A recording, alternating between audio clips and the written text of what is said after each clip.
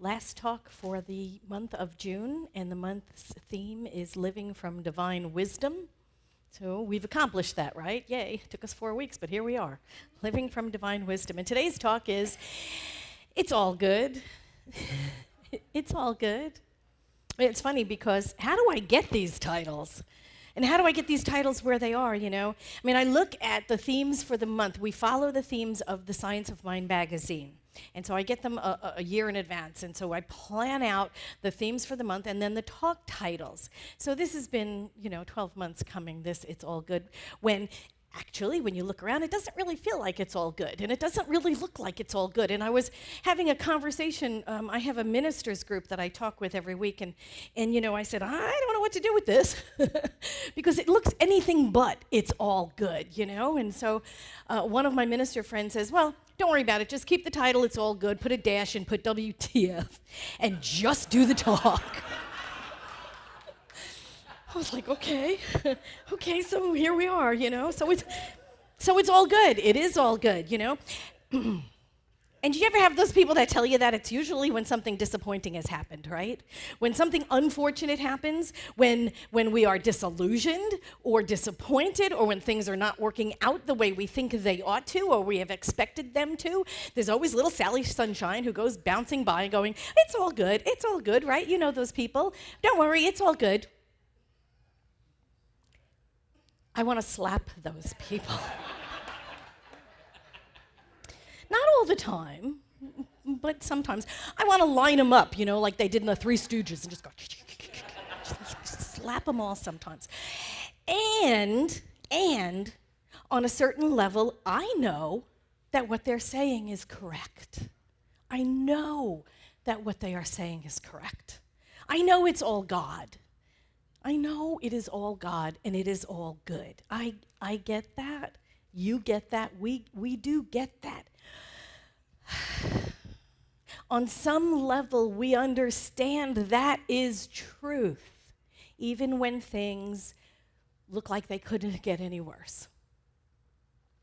Now, Ernest Holmes said this in Creative Living. He said, what the whole world has believed operates through us, but we are not aware of it.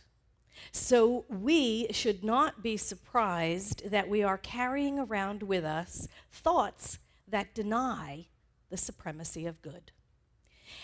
However, we know that one thought can erase another.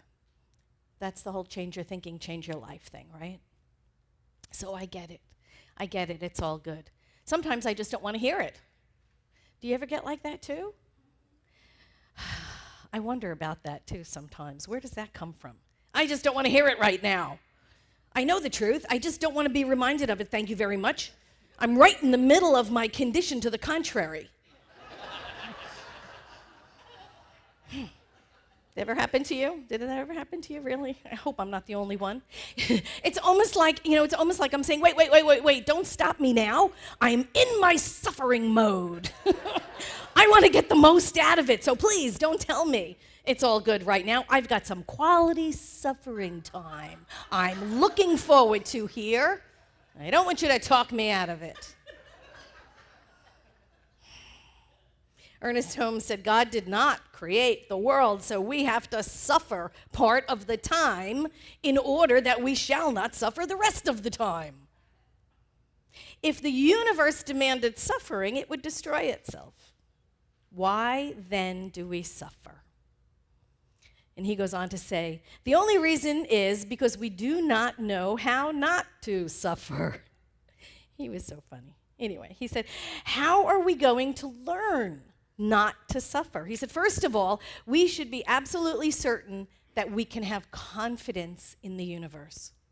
There is a transcendent something in us that rises triumphant over every disillusionment, fear, and failure.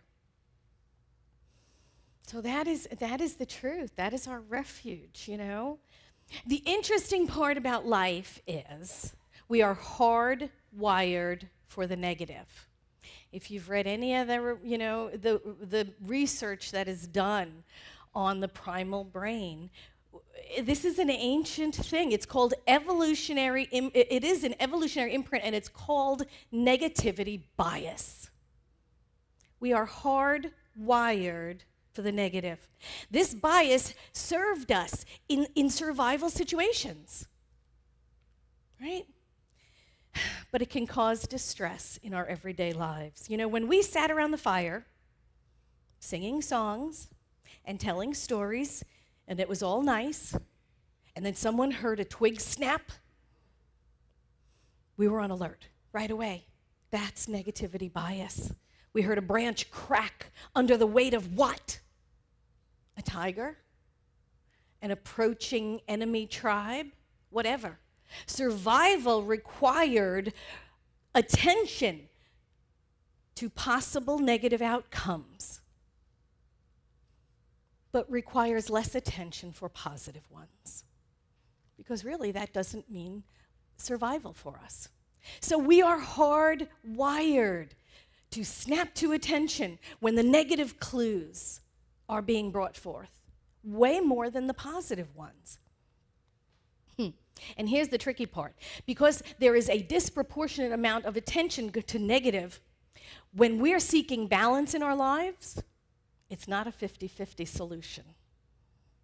Researchers, Professor Clifford Nass from Stanford, he carefully charted couples and the amount of time couples spent fighting and interacting positively with each other. And he found very specific ratio between the amount of positivity and negativity required to make married life satisfying to both partners. That magic ratio is 5-1. It's not 50-50, it's 5-1. We're doing okay, honey.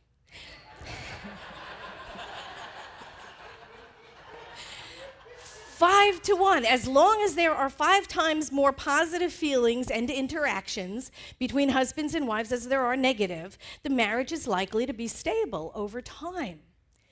Yay, good news, right? But it's not a 50-50 thing. And Professor Roy Baumeister, who was a psychologist with Florida State, he did his own study, and he said many good events can overcome the psychological effects of bad ones. And in fact, he quoted a ratio. Guess what it was? 5-1. Yeah, 5-1. So that's it. So when we are feeling this buildup of negative emotions, we have to look for the good. 5 times as much. 5 times as much. You know, I love this. One of the studies said, put it this way, you are way more upset about losing $50 than you're happy about getting $50. And isn't that true? I mean, really, isn't that true? We will commiserate longer over losing that $50, right? In however we lost it. We will tell that story for years, longer than we remembered gaining $50. You know, it just is. It is just the way it is. But it's only money, what the heck? You know, there are real losses in the world, aren't there? There's real losses. That's just money. The Dalai Lama said this. He said, when we meet real tragedy in life, we can react in 2 ways, either by losing hope and falling into self-destructive habits, or by using the challenge to find our inner strength. And you know, I guess that's where I've been most of this week, struggling between losing hope and finding inner strength. You know, it seems like things are a little divisive in this country, or is it just me? It seems like we're getting snarkier by the minute, and divisive and separated. You know, I was listening to Stephen Colbert the other night, and he said, you know, our 2-party system has made it really difficult for us to love each other. And it's kind of true. And I think this is what's been weighing on me this week, because this is real stuff involving real people, you know? And so how do I keep knowing God is good all this time and see what's happening in the world? And keep that balance, that 5-1 balance, right? How do I stay in my inner strength and not lose my hope? That's our process. That's what we're here to do today. That's what we must know, 5-1, to have that inner strength and not lose hope. To know that God is in charge and all is well in spite of conditions. And this talk is not about politics. I'm not going there, right? It's about love. It's about love. I'm gonna say this. Horatio Dresser was Quimby's. He was a patient of Quimby's, and he wrote a lot. And this was taken he wrote this in 1919. So this is just at the end of World War I. He said, "We realize that justice is social. We're all pondering over the nature of social justice. We're aware it is a great issue. Now that we have turned from war as an external enterprise to interpret the warfare of classes. We are pleading for moral and spiritual considerations as eagerly as before, but we see that, strictly speaking, the moral and spiritual are neither subjective nor objective, but they are social. Hence, we look for clues that point toward cooperation and brotherhood." And that's just as true today as it was in 1919 when Horatio Dresser said it. It's about knowing the good in the midst of things that are happening that can look so much not good. And it's about holding fast to the idea that God is good all the time, and we don't know how this is going to turn out, but I'm going to hold to there is good in the world and we ought to demonstrate it. And that's what our charge is, you know? I kind of look at times like this, it's like trying not to lose hope in the midst of like everything that looks unlike goodness and hope and love and peace, right? It's kind of like my pregnancy. I mean, I think about childbirth. And that, oh man, that was one of the hardest things I ever did. And it hurt. And it was awful. And there was stuff that came out of me, you know, I hadn't seen in 40 years. It was painful. And, you know, and when you're in the middle of it, I know, guys, this is gross, okay, but don't worry about it. But when you are in the middle of it, you don't know how long you've been there. And you sure as hell don't know how long it's going to take. And you're just right in the middle of all this awful feeling, and yet you hold fast to, there's good coming out of this, right? There is good coming out of this, and sure enough, there is. There is. And so I look at it like that, like, wow, we're in the middle of stuff that hurts so bad, I don't know that I can go on. But we go on because we know God is there all along. We know Spirit is there all along. And we must hold to that greater idea that good is coming out of this. All things work together for our good. We just don't know what that is, and we're not there yet, but we know it's coming. You know, I've heard that we infuse everything we do with the energy in which we do it. So we don't want to angry do stuff. Do you know what I mean? We don't want to fight for peace. How stupid is that? You know? I mean, really, when you think about it, we want to infuse everything that we do with the energy of love, with the energy of peace, with the energy of our highest good, the highest intention that we can hold in that moment. And so we have tools to help us do that, you know, but going back to the 5-to-1 ratio, what do we do when we look at the news? Don't look at the news, first of all. Don't look at, limit the control the negative in your life, right? So what that means is limit the amount of news you listen to, limit the amount of Facebook you scroll through, limit the amount of social media you're on, limit it. I'm not saying ignore it and play, you know, Pollyanna and like la la la, it's all good, like those people we want to slap. But what I'm saying is limit it. You can be informed without being inundated because it affects your soul. So there are things that we can do to get to that 5-to-1 ratio. Limit or control the amount of negative in your life. Tune out for a time.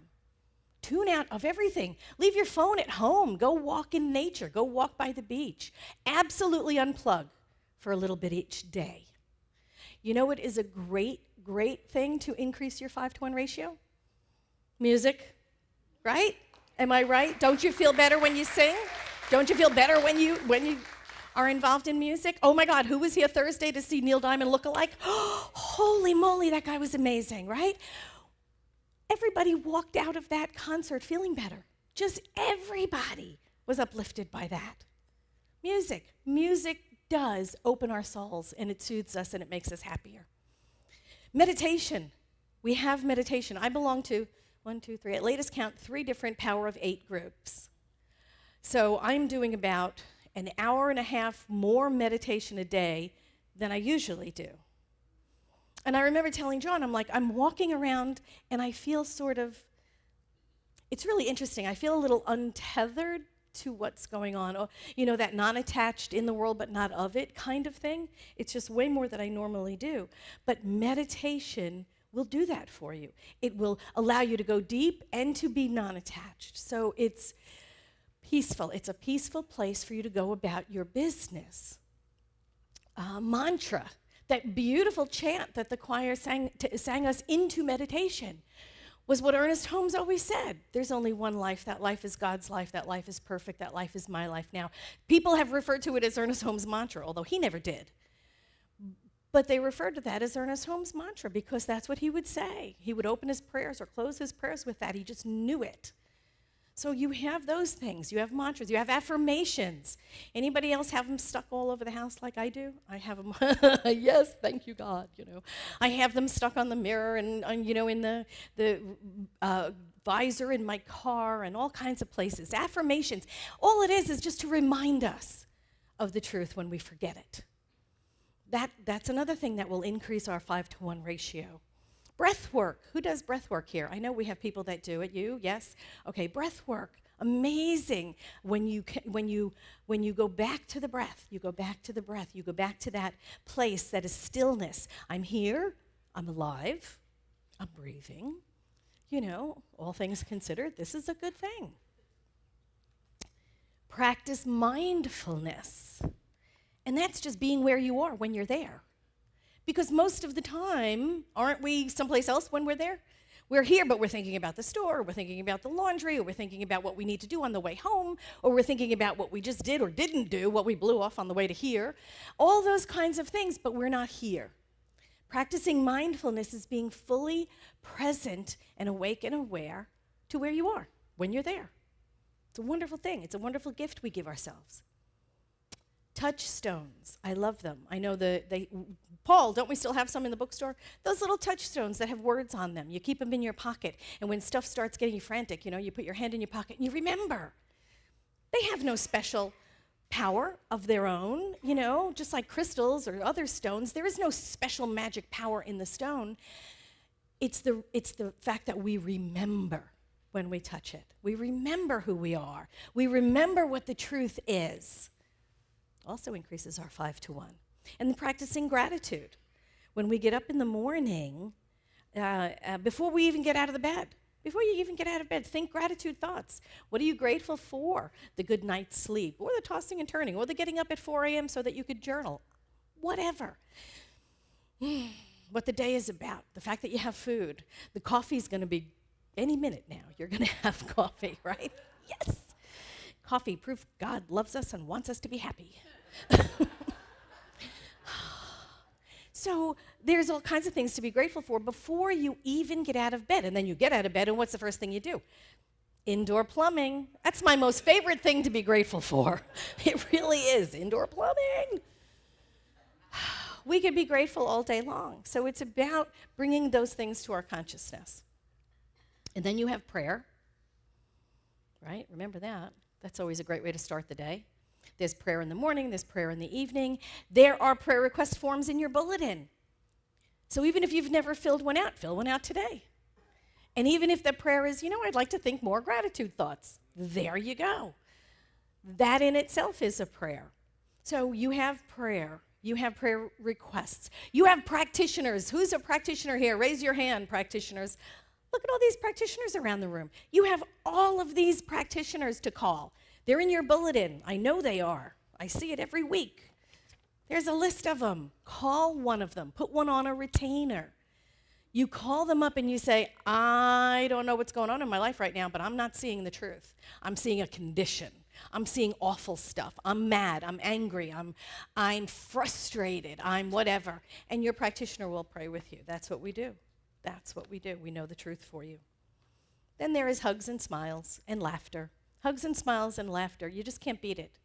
Just cannot beat it. Even if you're not a huggy person, you're a smiley person, right? There's hugs, there's smiles, there's laughter. It's a practice also. It brings up that ratio again, the 5-to-1. And then there is spending time in nature. This goes back again to the unplugging. Unplug. Get away from the computer. Get away from Facebook. Get away from Instagram. Get away from Twitter. What else is there? I don't even remember. Get away from the news. Unplug totally. Leave your phone at home. Snapchat, thank you. Leave your phone at home. Go and walk in the woods or go walk on the beach. We have wonderful, wonderful places here in San Diego. We are blessed. There's all kinds of places to walk out in nature. Spend time in nature. Spend time with critters. Gotta love those dogs and cats, or pals, or horses. What else? Spend time with animals. Animals don't hold grudges. These are all things that we can practice to get that ratio up, that 5-to-1, so that whatever is going on in the greater world, yes, we can make little penguin steps toward it. You want to make a positive influence on those things, or you're called to walk at the border, or you're called to go to those camps, I don't even want to use the word. Anyway, places to make your voice known, make your discontent known, but to do it in a positive way. Don't infuse the things that you're choosing to do with the energy of anger. Choose to engage with the energy of love and peace. So yeah, you are called to do something perhaps, or perhaps your call is to hold everything in prayer. Perhaps that is the call for you. Only you decide that. After you meditate and after you pray, you will find what's here for me to do. Maybe it's letter writing, maybe it's phone calls, maybe it's holding the high watch. Ernest Holmes said this, he said, "We don't have to know the specific means by which our good is coming to us, for it is inherent in the law. We must be sure and never doubt that the good is coming. Our intellect may become a great hindrance or a great help. If the intellect causes doubt, it is hindrance. If, on the other hand, reasons these things through and comes to the conclusion of their reality, it is a great help." And so this is where we find ourselves today. Yeah, maybe looking out on the world and looking at the evening news and looking at the stream of your Facebook, you find things are distressing, upsetting, less than perfect. The conditions are not out picturing. Oh man, if I ruled the world. You have those feelings, right? Things would be better, boy. Well, Ernest Holmes gave a talk in April of 1942.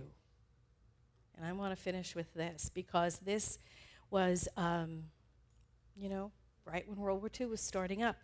He said, during these trying times through which we are passing, it is natural that we occasionally find ourselves caught in the meshes of mental depression. These are moments when we feel as if the whole world is holding its breath, tense with the expectation of evil tidings. Here is a wonderful opportunity for those of us who believe in spiritual power to try a simple but effective experiment. And then he went on to do the talk.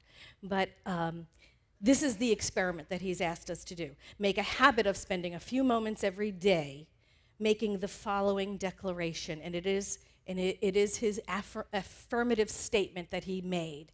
And I have it here, and I made copies of it, and you'll find it outside these doors. Okay, outside these doors if you want to take a copy home with you and say it, and we can engage in this suggested experiment from 1942.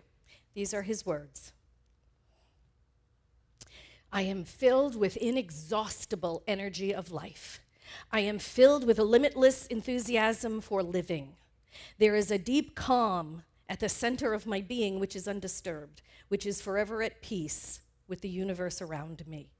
I know the power of God will prevail, and that there is being worked out right now in the minds of men everywhere, a divine pattern of freedom, protection, and cooperation for all people.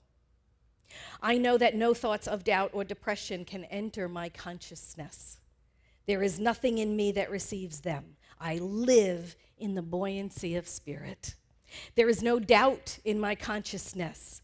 I have an ever-deepening appreciation for all people, an ever-deepening sense of gratitude for the knowledge that spirit cannot be assailed. I know that good is coming to everyone and that all problems are solved. Neither fear nor self-pity can operate through me. I am alive with spirit, with joy, and continuously upheld by a deep, unshakable conviction that there is a presence and a power and an intelligence in the universe which is working out a perfect pattern for human conduct and relationships. I rest in this peace, in this joy, and in this love. I know that this is not only true of myself, it is true of every person who lives. This is our suggested experiment. This is our prayer. And this is my invitation to you. Let's do this together.